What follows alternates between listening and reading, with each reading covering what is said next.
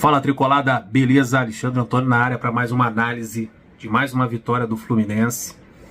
Uma vitória bem parecida com aquela vitória do jogo contra o The Strongest. Parecida. Nesse jogo contra o Atlético Paranaense, o Fluminense, na minha opinião, jogou mais bonito. Jogou...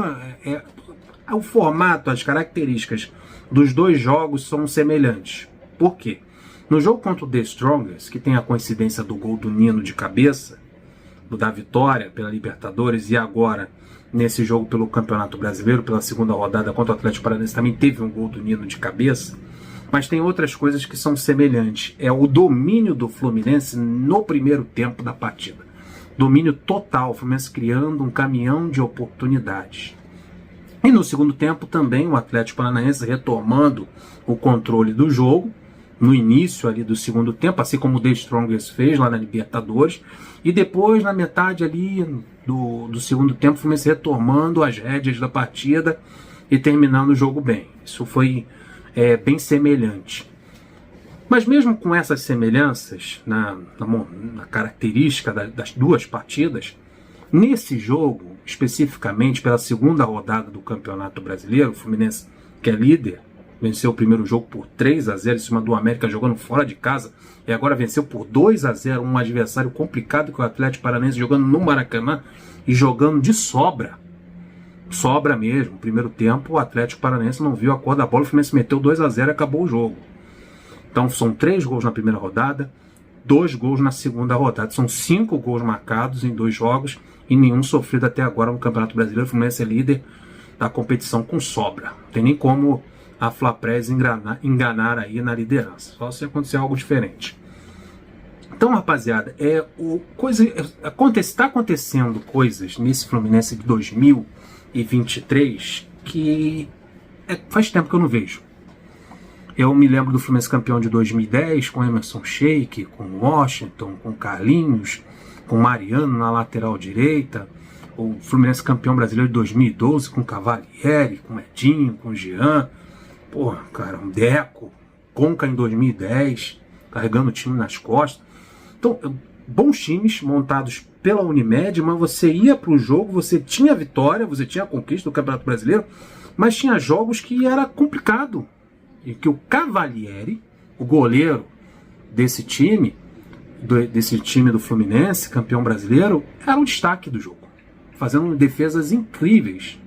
E o Fluminense com dificuldade em algumas partidas de fazer o seu jogo, fazendo um golzinho chorado ali, uma bola sobrada, o gol cagado do Abel Braga. Não tinha essa parada do gol cagado? Começou também lá no Campeonato Brasileiro de 2012. Você sai de casa em alguns jogos, bicho, não é querendo ser clubista não, você sai de casa com a sensação de que você está indo para um teatro, está indo para um cinema, você está indo para ver um espetáculo. Você senta na arquibancada, você canta se você quiser, você vibra, você empurra o time também, mas você sabe que o jogo está no comando do seu time. E o jogo é assim. Foi assim no jogo contra o América, assim contra o jogo contra o The Strongest, agora no jogo contra o Atlético Paranaense. Você vê o primeiro tempo, o Fluminense trocando passes, fazendo triangulações, criando oportunidade toda hora. É um jogador melhor do que o outro, uma apresentação melhor do que a outra, a zaga muito bem, o meio de campo bem, o ataque também, muito incisivo. Cara, você não passa susto, mano. Você vê o jogo, você compra uma pipoca, você compra um hambúrguer lá que tem um escudo do Fluminense carimbado no hambúrguer. Daí você compra um açaí, tem de banana ou tem de morango ou natural. Aí você fica comendo na arquibancada e vendo o Fluminense trocando passes assim, cara, sem sustos. Por exemplo, o primeiro tempo do Fluminense não teve um chute na direção do goleiro Fábio. O Fluminense criou um caminhão de oportunidades. E no segundo tempo, assim no jogo contra o The Strongest, que o Atlético Paranaense retomou o controle da partida, começou a pressionar o Fluminense ali no início do segundo tempo. Cara, que defesa dificílima o goleiro Fábio fez nesse jogo. No jogo do The Strongest até teve um chute incrível que ele pegou lá na gaveta, uma defesaça do Fábio. Mas nesse jogo do Atlético Paranaense não teve aquele lance que a gente fala assim, pô, ufa, ainda bem que essa bola não entrou. E o Fluminense fez 2-0 e poderia ter saído com 3-0.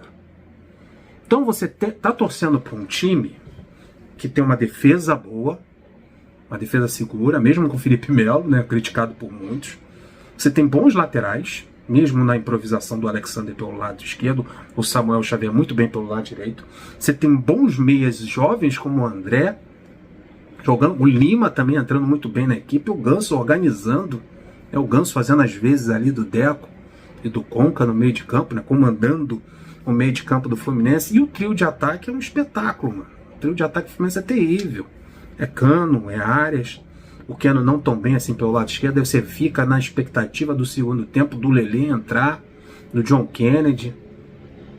Cara, é bem legal, é bem tranquilo, vamos assim dizer, não exagerando muito, mas é bem tranquilo assistir o jogo do Fluminense. E faz tempo que eu não vejo o Fluminense jogar assim partidas seguidas de bom futebol, triangulações, dribles, você cantar, gritar olé, gritar que vai ser campeão. Com 2 rodadas do Campeonato Brasileiro, o Fluminense já estava cantando seremos campeões, porque esse time te traz a confiança, pela forma dele jogar, da forma dele agir em campo, se comportar. Você cria isso, cria um otimismo na forma que o Fluminense joga, uma forma ofensiva, uma forma agressiva, em que trata bem a bola. Isso que é legal, cara. Faz tempo que eu não vejo um Fluminense assim. Mesmo nos áureos tempos, mesmo no momento que o Fluminense foi campeão brasileiro em 2010, em 2012, né? Momentos importantes do Fluminense de conquistas. O Fluminense finalista de uma Taça Libertadores em 2008. Mas essa forma que o Fluminense joga, cara, enche os olhos. Pra você ver, no primeiro tempo, um minuto, já teve o chute do Lima, um chute para fora, bem perigoso para a meta do Atlético Paranaense.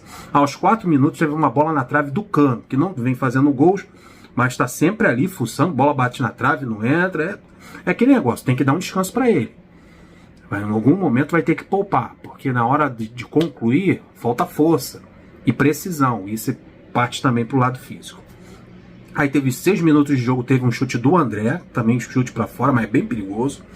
3 grandes chances logo em 6 minutos do início do primeiro tempo. Em 6 minutos ali, os 6 minutos iniciais, já teve 3 grandes chances do Fluminense. Aí, aos 11 minutos, teve o gol do Lima, um chute de fora da área, fazendo 1-0 para o Fluminense, premiando e coroando aquele início avassalador do Fluminense nessa partida contra o Furacão.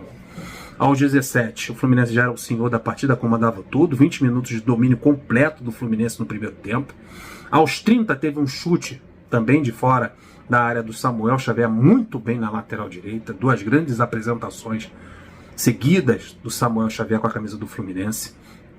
Aí teve um passe do Arias, que o Cano deixou a bola passar, o André, um pecado, né?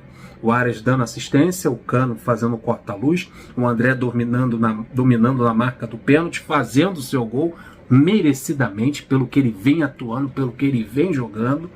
Merecia aquele gol, seria o segundo gol do Fluminense.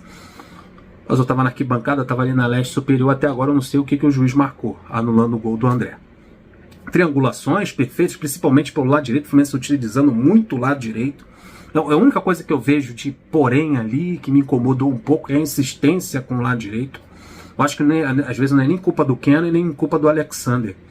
É que o Nino, que vem de trás, dá o passe, até o próprio Ganso, eles têm a preferência, o André, eles têm a preferência de abrir o jogo para a direita com o Arias, principalmente o Arias e o Lima, que também estava, né, trocando de lado constantemente. E o Fluminense insistiu muito pelo lado direito, e esse lado direito foi marcado pelo Atlético Paranaense no segundo tempo. Eles já entraram brifados no intervalo de que tinham que matar o lado direito do Fluminense. O Fluminense tem que virar o jogo, tem que usar os 2 lados do campo. O Fluminense usa muito, mas muito bem o lado direito, mas precisa também usar o lado esquerdo.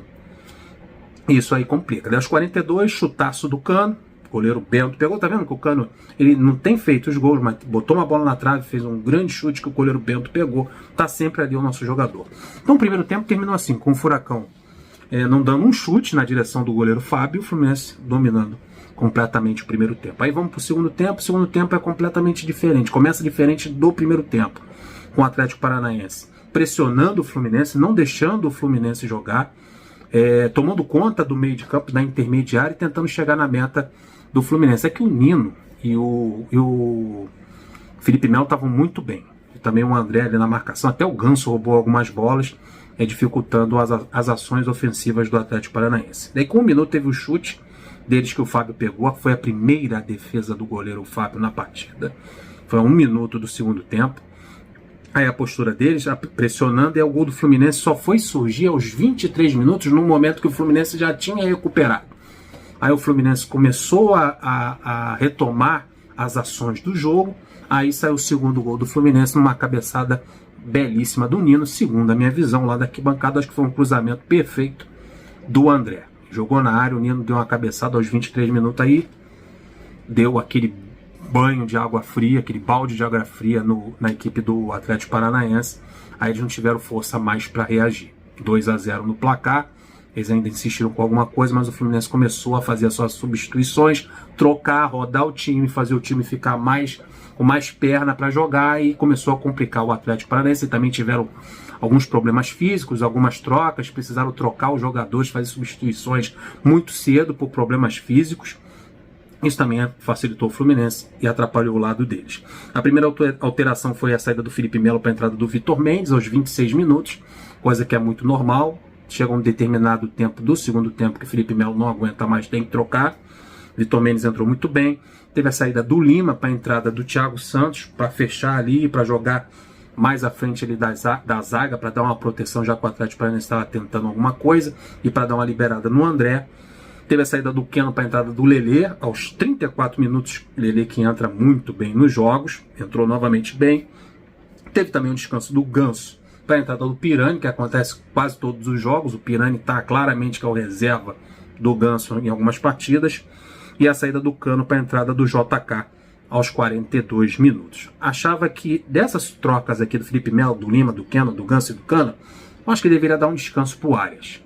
Pelo que ele vem correndo, pelo que ele vem se esforçando, em algum momento vai ter que dar um descanso para ele. A minha preocupação é, vocês imaginam qual é? A parte física, um problema muscular.